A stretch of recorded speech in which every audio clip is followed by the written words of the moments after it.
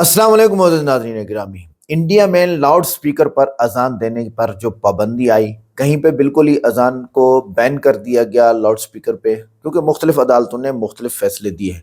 और कहीं पे 2 लाख रुपए जुर्माना रखा गया जो लोग लाउड स्पीकर पे अजान देंगे। और कहीं पे ये था कि आप आवाज़ को कम कर दें, इतना आवाज़ कर दें जितना आपके मोहल्ले को ज़रूरत है, क्योंकि दूसरे मोहल्ले से मस्जिद में नमाज़ पढ़ने कोई भी नहीं आता। इसके बारे में फिर सोनू निगम साहब ये इंडिया के हिसाब से तो बहुत बड़े सिंगर हैं। और इसके साथ ही फिर प्रतापगढ़ी साहब भी सिंगर है ना, लेकिन वो सिंगर नहीं है, वो नज़म गाने वाले हैं, यानी नात खां जिसे हम कहते हैं, नज़म खां। वो नज़म खां कहलाएंगे। नज़म जो होती है वो विदाउट म्यूजिक होती है और उसमें बहुत सारे चैप्टर्स होते हैं। आगे देखते हैं, आइए वीडियो को लाइक करें, देखते हैं सोनू निगम क्या कह रहे हैं, देखते हैं फिर प्रतापगढ़ी साहब ने इस बारे में क्या फरमाया। सोनू निगम को भी जवाब दिया और लोगों को भी, जो लोग अजान पर पाबंदी कहते हैं। फिर डिटेल इसकी मजीद आ जाती है। वीडियो को लाइक करें, चैनल को सब्सक्राइब करें, वीडियो को व्हाट्सएप पे जरूर शेयर करें, कमेंट करके बताइए कि वीडियो कैसी लगी। कि लाउड स्पीकर की बात आप कर रहे हैं, जब आप जगराते या भजन में गाते हैं वहाँ भी तो लाउड स्पीकर होते हैं। करेक्ट है, परेशानी नहीं होती? बिल्कुल होती है, रॉन्ग है। हमारे शो 10 बजे खत्म हो जाए, बस जो गवर्नमेंट का डिक्टेट है, 10 बजे से 1 मिनट बाद हमको कभी भी कॉप्स अलाउ नहीं करते। आप बताइए इसका आंसर। तो क्या हम ये मानकर चले कि आप कह रहे हैं कि अजान की जो आवाज आती है या मंदिरों से जो आवाज आती है उसके लिए रॉन्ग टाइमिंग है उसका, रॉन्ग टाइमिंग है। जब हम बच्चे थे, हम स्कूल में जब एग्जाम्स होते थे हमारे, हम सुबह उठते थे, हमारे घर के पास में गुरुद्वारा था, सतनाम वाहिगुरु चलता रहता दिन भर, सुबह सुबह 4 साढ़े 4 बजे के टाइम पे। ठीक है, आई अंडरस्टैंड। सेक्युलर होने का मतलब ये नहीं है कि आप बर्दाश्त करें, आप सहनशील होएं। सेक्युलर होने का मतलब ये है कि आपको सहनशील होना पड़ेगा, आपको दूसरों की तकलीफ पे ध्यान देना पड़ेगा। दूसरों को तकलीफ में डाल के हमारी बात को सेक्युलर होके समझो, ये नहीं करना पड़ता। उल्टा सोच रहे हैं आप। सोनू, तो आप ये कह रहे हैं कि अजान का टाइमिंग गलत है? नहीं, आप ये कहना चाह रहे हैं ना, आप लाउड स्पीकर का टाइम करते भैया। हेलो, लाउड स्पीकर का टाइम, लाउड स्पीकर तो अजान के हिसाब से ही बजेगा ना। लाउड स्पीकर तो अजान के हिसाब से बजेगा, उसी वक्त लाउड स्पीकर बजेगा। तो लाउड स्पीकर नहीं होना चाहिए मेरे भाई। अजान हो या मंदिर की आरती हो, कुछ भी लाउड स्पीकर नहीं होना चाहिए। मेरा ये कहना, मेरे मानना, ये मेरा मत है, मुझे मेरे मत को रखने दो। कभी ना होगी बंद अजान, कभी ना होगी बंद अजान। अगले मिसरे पे मिल करके आपकी तालियों का शोर जाए पूरे मुल्क में कि कभी ना होगी बंद अजान, कभी ना होगी बंद अजान।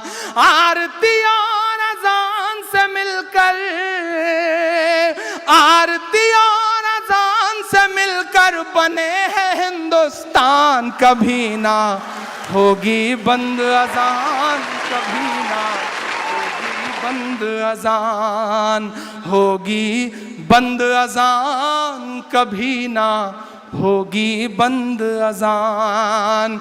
आरती और अजान से मिलकर, पिछले दिनों मुझसे एक इंटरव्यू में कहा गया कि इमरान साहब हुकूमत के खिलाफ बड़े हमलावर रहते हैं और खास तौर से पार्टी विशेष के खिलाफ। क्यों? लम्हा भर के लिए मेरा जवाब सुनिएगा। मेरे अब्बू बैठे हैं, मैं इसलिए इस बात को खास तौर पे कहना चाहता हूं। बहुत नुकसान किया है साहब उस पॉलिटिकल पार्टी ने इस मुल्क का ही नहीं, मेरा व्यक्तिगत नुकसान किया है। मैं 7वीं में पढ़ता था, मुझे याद है, कॉलेज छोड़ करके, स्कूल छोड़ करके क्रिकेट खेलने जाया करते थे, भाग जाते थे स्कूल बंक करके। मेरा एक दोस्त हुआ करता था श्रीकांत मिश्रा, हम दोनों भाग जाते थे स्कूल छोड़ करके क्रिकेट खेलने, कहीं किसी बाग में, कहीं किसी मैदान में। और थोड़ी देर बाद जैसे सब बच्चों की तलाश शुरू होती है, मेरी भी तलाश शुरू होती थी। अब्बू जब हमें पकड़ पाते थे तो जितने थप्पड़ मेरे हिस्से में आते थे उतने ही थप्पड़ श्रीकांत के हिस्से में भी आते थे। या कभी श्रीकांत के पिताजी हम दोनों को पकड़ पाते थे तो जितना श्रीकांत के हिस्से में पिटाई होती थी उतना ही मेरे हिस्से में भी। लेकिन कक्षा 7 से और आज के हालात में बदलाव यह हुआ है कि आज मेरे अब्बू अगर एक थप्पड़ श्रीकांत को मार दें या श्रीकांत के पिताजी एक थप्पड़ मुझे मार दें तो वो थप्पड़ कब हिंदू मुसलमान में बदल जाएगा, आप इस बात का गुमान भी नहीं लगा सकते। ये नुकसान किया है उस पॉलिटिकल पार्टी ने, उस विचारधारा ने इस मुल्क का। इसलिए मैं बोलता हूं कि आरती और अजान से मिलकर, आरती और अजान से मिलकर बने हैं हिंदुस्तान कभी ना होगी बंद अजान, कभी ना होगी बंद अजान।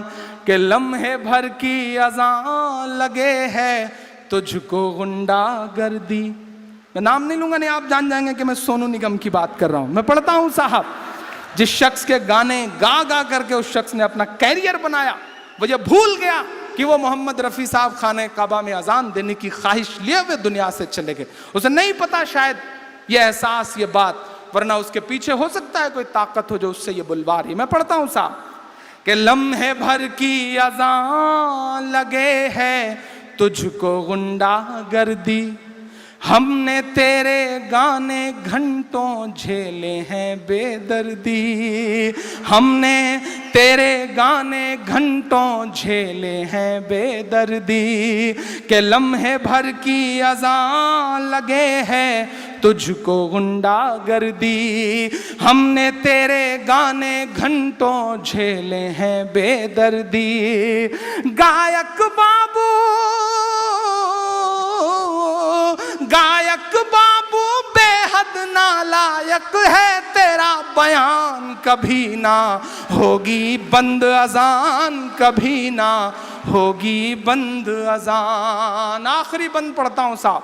मेरा ईमान, मेरा यकीन, मेरा दिल धड़कते हुए जो कहता है उसे महज 2 मिसरों में ढालता हूं कि जिस दिन इस दुनिया में अज़ां की सदा नहीं आएगी। आपके भी ईमान में हरारत पैदा हो तो बताइएगा मुझे कि जिस दिन इस दुनिया में अज़ां की सदा नहीं आएगी, जिस दिन इस दुनिया में अज़ां की सदा नहीं आएगी, रात ही रह जाएगी उस दिन सुबह नहीं आएगी। कि जिस दिन इस दुनिया में अज़ां की सदा नहीं आएगी, रात ही रह जाएगी उस दिन सुबह नहीं आएगी। अल्लाह तुझे हिदायत दे दे, अल्लाह तुझे हिदायत दे दे, ले आए ईमान, कभी ना होगी बंद अज़ान, कभी ना होगी बंद अज़ान। और जाते जाते महज 2.5 मिनट की एक बंद की एक नज़्म पढ़ के जाता हूँ। मैं वो मौका गंवाना नहीं चाह रहा, पता नहीं कब आज़ाद साहब मुझे नसीब हो किसी इस तरह के मुशायरे में। महज 2.5 मिनट की एक नज़्म सुनाता हूँ आपको। आप कश्मीर से आते हैं, कश्मीर मुझे बहुत पसंद है, कभी जा नहीं सका कश्मीर, लेकिन न जाने क्यों कश्मीर बहुत पसंद है। बड़े बुजुर्गों से कहानियाँ सुनी हैं कश्मीर की। कश्मीर मुझे इसलिए भी पसंद है कि गुलाम नबी आज़ाद साहब वहाँ से आते हैं, लेकिन कश्मीर मुझे इसलिए भी पसंद है कि आज से 4-5 साल पहले IAS एग्ज़ाम को टॉप करने वाला जो शख्स होता है डॉक्टर शाह फैसल, वो उसी कश्मीर से आता है। कश्मीर मुझे इसलिए भी पसंद है कि पिछले साल 2nd टॉपर जो होता है अतरुल शफी, वो भी उसी कश्मीर से आता है। कश्मीर मुझे इसलिए भी पसंद है कि इस साल IAS के टॉप 10 में एक बच्चा कश्मीर का रहता है।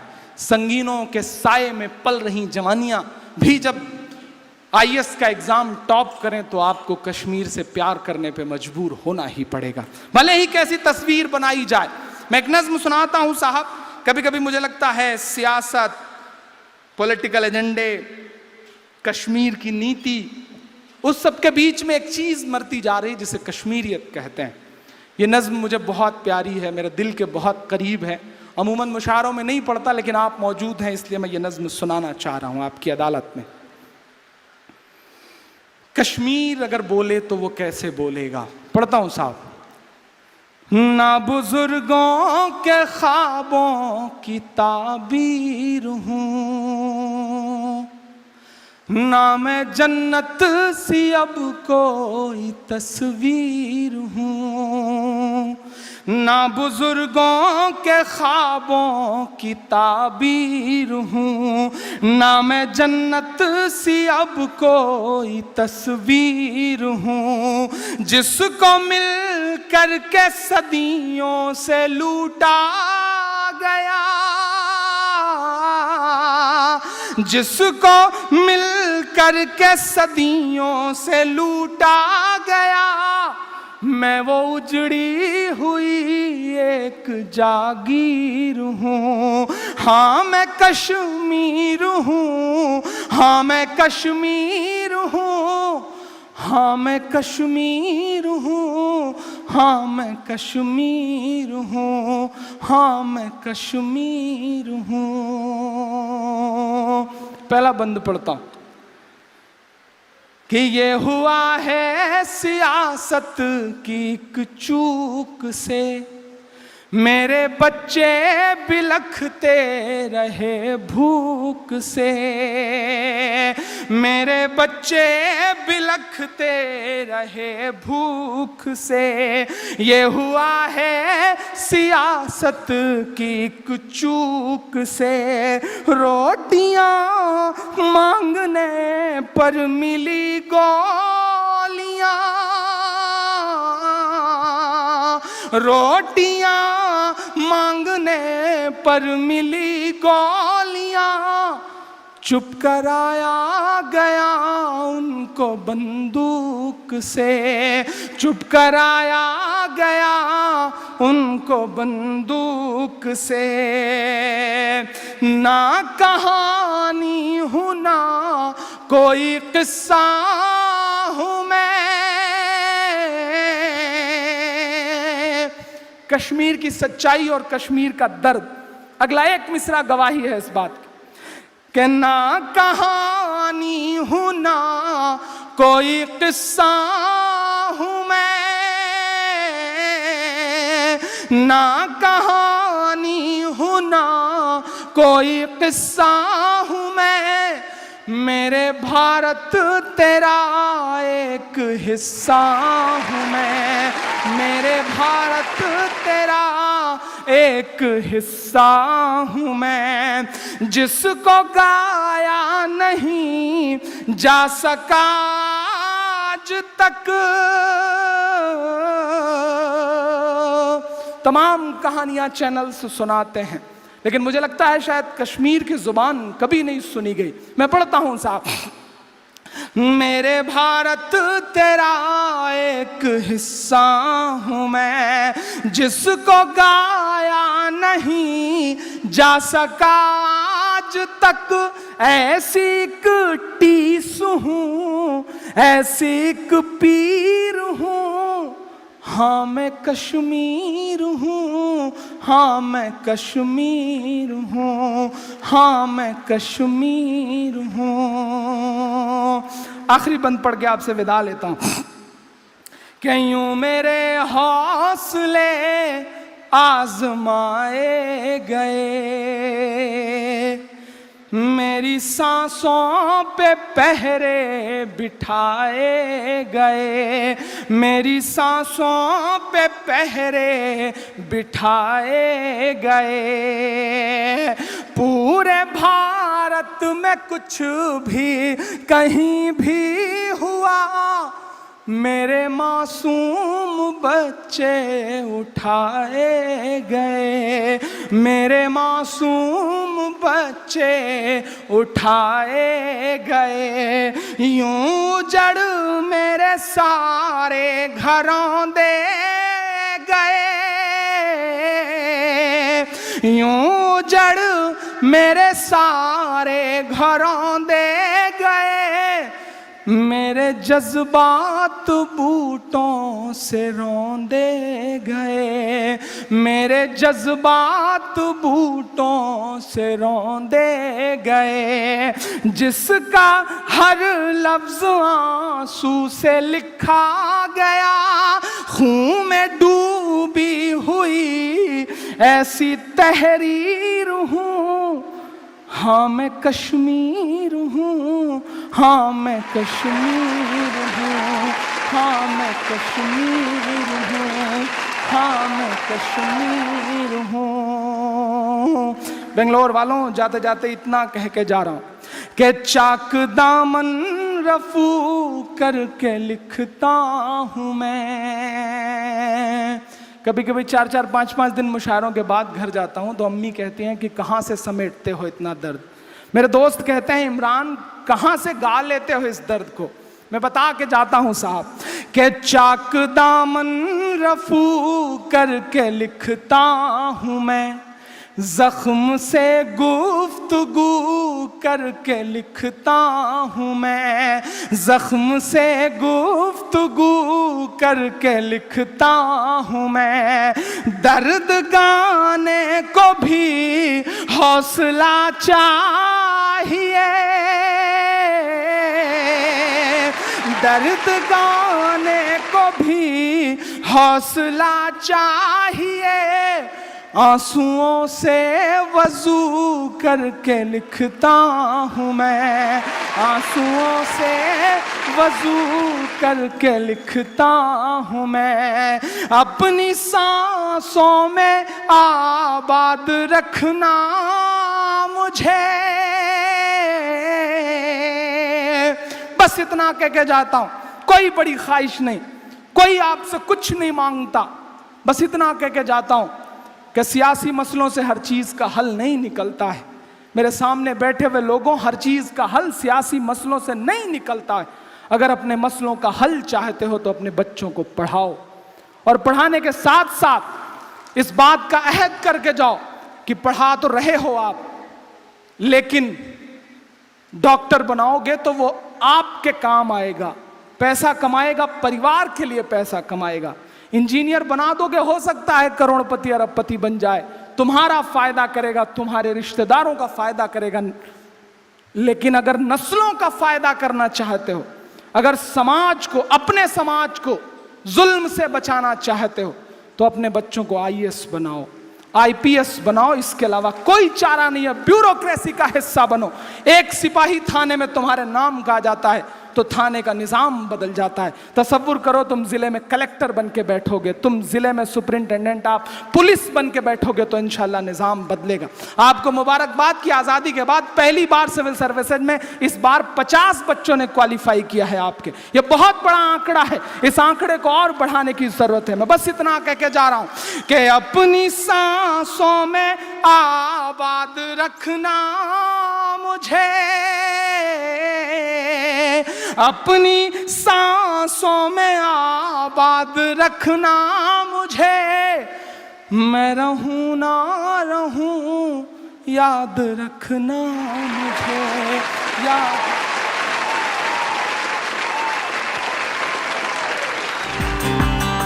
तो ये पहला मुशायरा है जहाँ पे प्रतापगढ़ी साहब के वालिद साहब भी यहाँ तशरीफ फरमा थे, और प्रतापगढ़ी साहब के वालिद साहब की कहानी इन्होंने पहले सुनाई थी कि मैं जब शायर बनने लगा तो बाप बनेगा भी बच्चा क्या, क्योंकि अमूमन मुशायरे में शायर जो होते हैं वो थोड़े से नजराने पे और ज़िंदगी गुजारते हैं, बड़ी ही कस्मापुर्सी की ज़िंदगी होती है वो।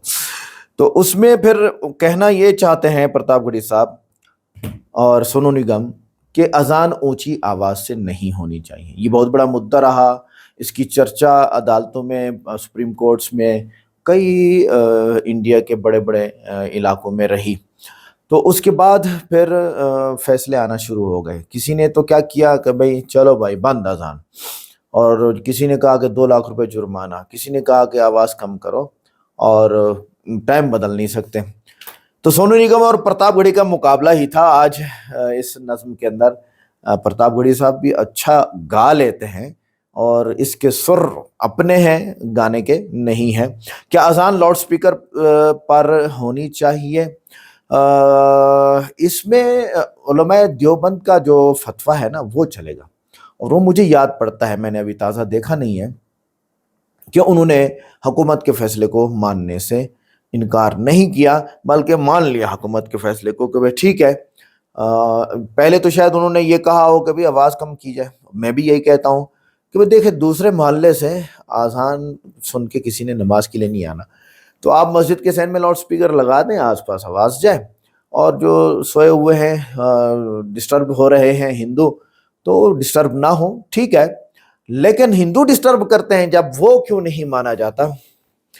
अब ये देखें कि मगरिब की अजान के बाद शुरू होते हैं इनके सिंगर स्टेज शो पे, और थोड़े तो नहीं है सिंगर तो इतने इन्होंने पैदावार बढ़ा दी है सिंगर की कि हर ईंट के नीचे सिंगर मिलेगा आपको। तो वो अपने अपने स्टेज शो करते हैं, और उसमें जो वो दंगा करते हैं, पूरा इलाका बेआराम होता है। इसलिए हुकूमत ने ये भी पाबंदी लगाई कि 10 बजे से ऊपर आप ये स्टेज शो नहीं कर सकते हैं। अच्छा, और तीसरा, सिख भी जो है ना वो सुबह करते थे 4:30 4:30 बजे लाउड स्पीकर पे अपनी इबादत, तो उनको भी 6 बजे लाया गया। मतलब इन तीनों बातों में हिंदुओं का ही फायदा हुआ, उन्होंने अपनी मनवा ली। आगे चले, आगे कि आरती और अजान से बनते हैं हिंदुस्तान, कभी ना बंद होगी अजान, कभी ना बंद होगी अजान। और आगे फरमाया अजान 5 मिनट की, और जब कोई स्टेज शो करता है तो वो घंटों का होता है। 5 मिनट की अजान से तो तकलीफ है आपको, और घंटों स्टेज शो से हमें तकलीफ नहीं है।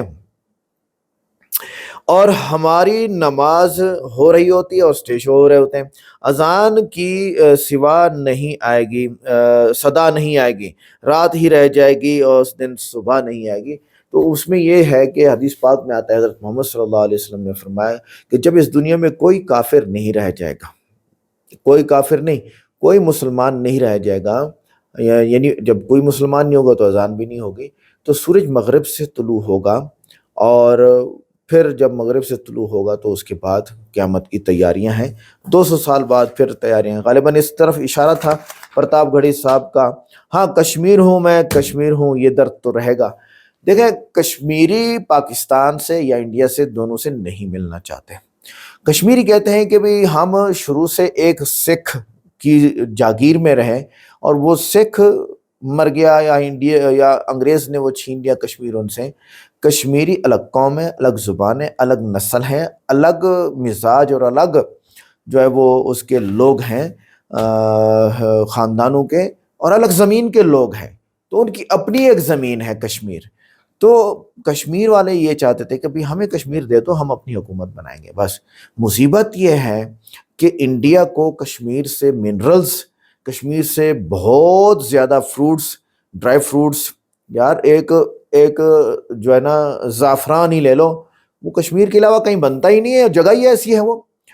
तो वो इंडिया ने, अच्छा पानी, जितने डैम बने हुए हैं पानी के, कश्मीर से ही पानी आ रहा है सारा, क्योंकि वो तो सारे का सारा पहाड़ी सिलसिला है, बर्फ़ ही बर्फ़ है, ठंडे इलाके हैं, मज़ेदार इलाके हैं, बहारी इलाके हैं, ख़िज़ाई इलाके हैं। तो कश्मीर पे तबसरा नहीं रज़ा करते गोदी मीडिया। रज़ा कराफी ने यह कहा कि ये गोदी मीडिया है, और गोदी मीडिया सिर्फ चलता है हुकूमत के फैसलों पर। तो यूं समझ लें कि भाई बेईमानों के हाथ में डोर आई हुई है, पतंग कटने के बाद भी वो नहीं मानेंगे कि पतंग कट गई है। मिलते हैं नेक्स्ट वीडियो में। अस्सलाम वालेकुम।